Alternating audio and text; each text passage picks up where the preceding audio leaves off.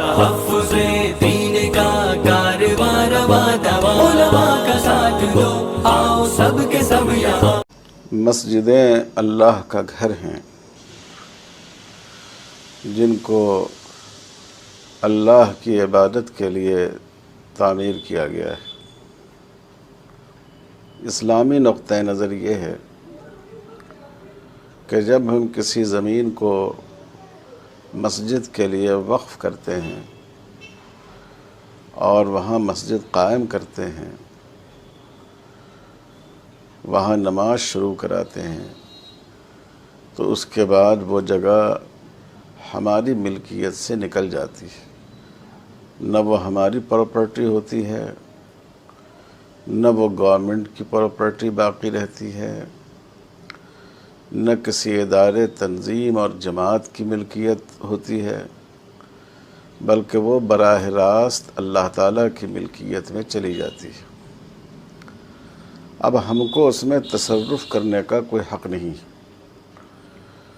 نہ ہم اس کو بیچ سکتے ہیں، نہ ہم وہ جگہ کسی کو ڈونیٹ کر سکتے ہیں، نہ ہم اس کا کسی سے تبادلہ کر سکتے ہیں کہ یہ جگہ آپ لے لیں، اس کے بجائے فلاں جگہ پر مسجد بنا دیں۔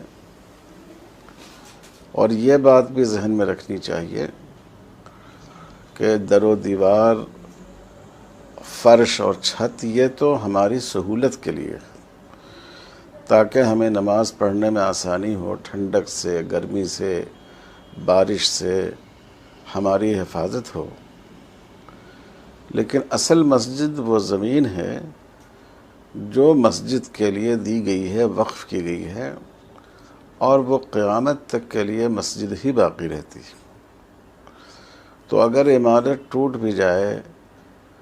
کچھ لوگ خدا ناترس لوگ غیر قانونی طور پر اس کو گرا بھی دیں، تو اس کی وجہ سے مسجد ہونے کی حیثیت ختم نہیں ہوتی۔ یہ بڑی اہم بات ہے، اور یہ بات میں اس پس منظر میں کہہ رہا ہوں کہ ابھی پچھلے دنوں سیکریٹریٹ کی،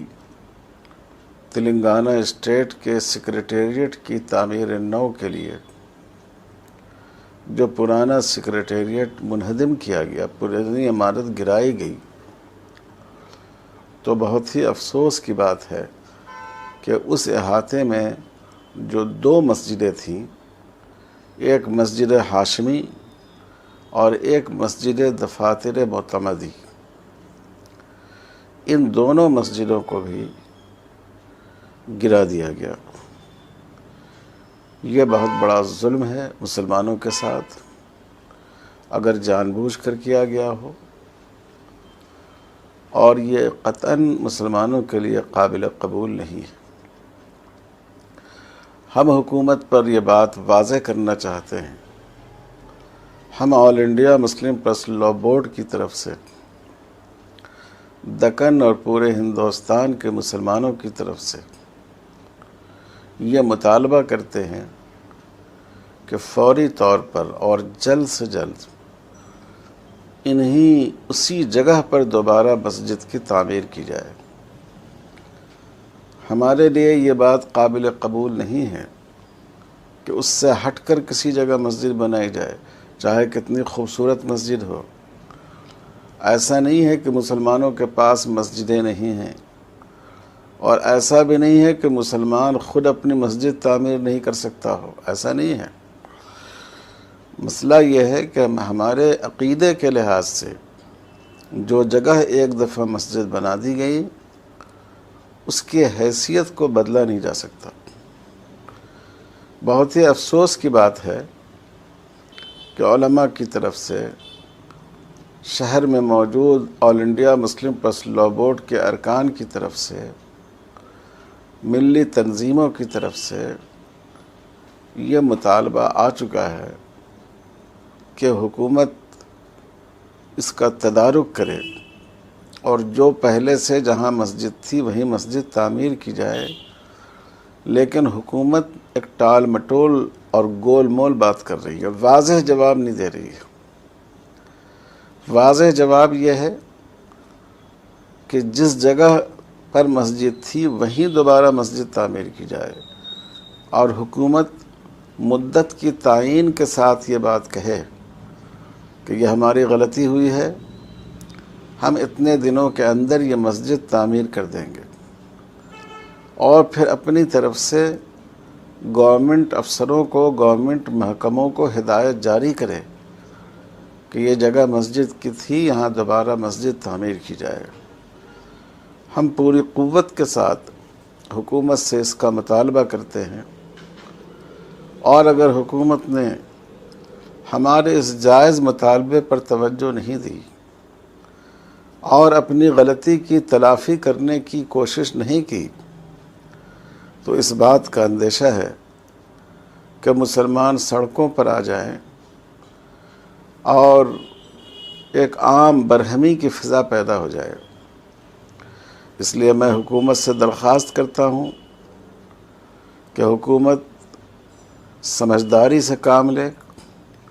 انصاف سے کام لے، عدل کے تقاضوں کو پورا کرے،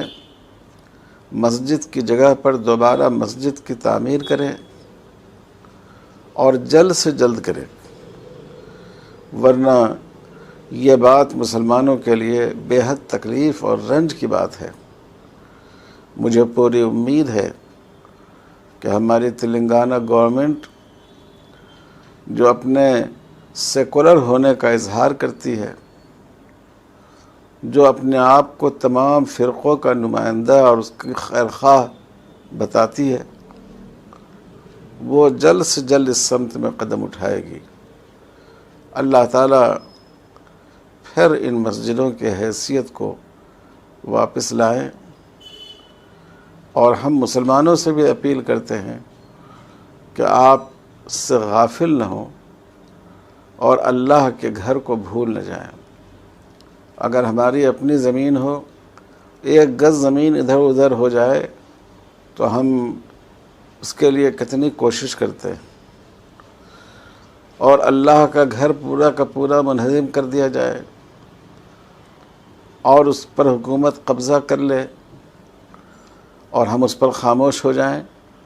یہ اللہ تعالیٰ کے ہاں بہت جواب دہی کی بات ہے۔ ہم حکومت سے یہ بھی مطالبہ کرتے ہیں کہ اس نے اس پورے کیمپس کا جو نقشہ بنایا ہو تعمیری، اس نقشے کو سامنے لائے کہ واقعی اس نے اس میں کہاں پر مسجد کی جگہ رکھی ہے۔